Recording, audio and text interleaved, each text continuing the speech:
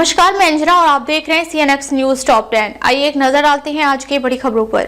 मोहन भागवत बोले, पहले संघ पर हंसी उड़ती थी, आज डंका बज रहा है। जयपुर में RSS सरसंघ चालक मोहन भागवत ने कहा कि पहले लोग संघ और उसके काम का मजाक उड़ाते थे। डॉक्टर हेडगेवार पर भी उपहास होता था और कहा जाता था कि हिंदू संगठन बनाना असंभव है। भागवत बोले कि उस समय प्रचारक बनना अंधेरे में कूदने जैसा था, लेकिन समर्पण और राष्ट्रभाव से कार्यकर्ताओं ने मजबूत नींव खड़ी की। उन्होंने कहा कि आज हालात बदल गए हैं, संघ के काम की समाज में चर्चा है और स्वयंसेवकों के योगदान के डंके बज रहे हैं।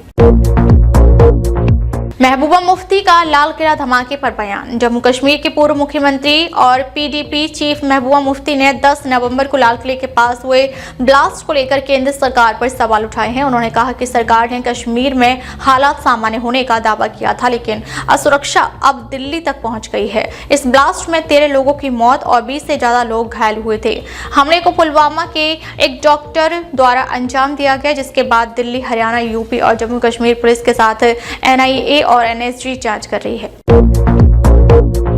हिमाचल में बीजेपी नेता अजय श्याम ने दिया विवादित बयान। हिमाचल प्रदेश के ठियोग में बीजेपी नेता अजय श्याम एक स्कूल कार्यक्रम में दिए बयान को लेकर विवादों में घिर गए हैं। उन्होंने पुनर्जन्म और मृत्यु के बाद किए जाने वाले कर्मकांड पर सवाल उठाए, जिसके बाद ब्राह्मण समाज और कई संगठनों ने कड़ी आपत्ति जताई।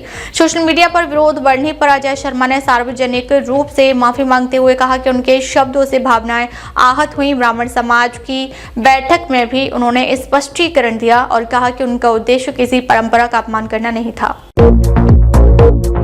सऊदी अरब में बस हादसा, 42 भारतीयों की मौत। सऊदी अरब में मक्का से मदीना जा रही उम्रा यात्रियों की बस डीजल टैंकर से टकरा गई, जिसमें आग लगने से 42 भारतीयों की मौत हो गई। हादसा मदीना से करीब 160 किलोमीटर दूर मुहराज के पास भारतीय समयानुसार रात 1:30 पर हुआ। मृतकों में महिलाएं और बच्चे भी शामिल हैं, जबकि केवल बस ड्राइवर बच पाया। कई यात्री सो रहे थे, जिससे बचने का मौका नहीं मिला। तेलंगाना सरकार और भारतीय दूतावास पीड़ितों की पहचान और औपचारिकताओं में मदद कर रहे हैं। चोमू में भगवती पेपर मिल में भीषण आग, करोड़ों का माल राख। जयपुर ग्रामीण के चोमू स्थित कालाडेरा रीको औद्योगिक क्षेत्र में देर रात भगवती पेपर मिल में अचानक भीषण आग लग गई, जिससे पूरे इलाके में अफरा तफरी मच गई। आग इतनी भयानक थी कि फैक्ट्री में रखा करोड़ों का कच्चा और तैयार माल जलकर राख हो गया। आशंका है कि शॉर्ट सर्किट से आग लगी। सूचना मिलते ही स्थानीय प्रशासन और अग्निशमन विभाग मौके पर पहुंचा। चोमू, जयपुर, रेनवॉल, जॉबनेर, रिंगस सहित कई जगहों से दमकल की दर्जनों गाड़ियां बुलाई गईं।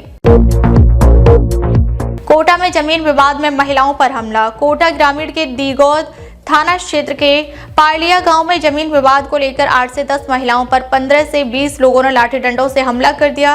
3 महिलाओं की हालत गंभीर है और उन्हें MBS अस्पताल में भर्ती कराया गया है, जबकि अन्य महिलाओं और कुछ बच्चियों को भी चोटें आई हैं। परिजनों का कहना है कि जमीन को लेकर विवाद लंबे समय से चल रहा है और शिकायतें देने के बावजूद कार्रवाई नहीं हुई। कोटा में धार्मिक कार्यक्रम पर धर्मांतरण का आरोप। कोटा में एक धार्मिक कार्यक्रम के दौरान धर्मांतरण कराए जाने का आरोप सामने आया।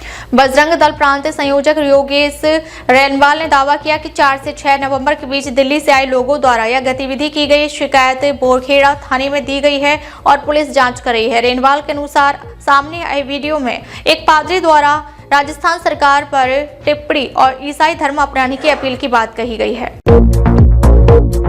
जयपुर में BLO ने ट्रेन के आगे कूद कर दी जान। जयपुर में SIR कार्यक्रम के दबाव से परेशान एक BLO ने रविवार सुबह ट्रेन के आगे कूदकर आत्महत्या कर ली। मृतक मुकेश कुमार जांगेड़ सरकारी स्कूल में शिक्षक थे और झोटवाड़ा क्षेत्र में BLO की ड्यूटी भी संभाल रहे थे। उनकी जेब से मिला सुसाइड नोट बताता है कि अधिकारी काम का अत्यधिक दबाव डाल रहे थे और सस्पेंड करने की धमकी दे रहे थे। पुलिस ने आत्महत्या के लिए उकसाने का मामला दर्ज कर जांच शुरू कर दी है। पाकिस्तानी सिंगर तलहा अंजुम ने नेपाल में तिरंगा लहराया। पाकिस्तानी रैपर तलहा अंजुम नेपाल में हुए अपने कॉन्सर्ट के दौरान भारतीय तिरंगा लहराने को लेकर विवादों में घिर गए।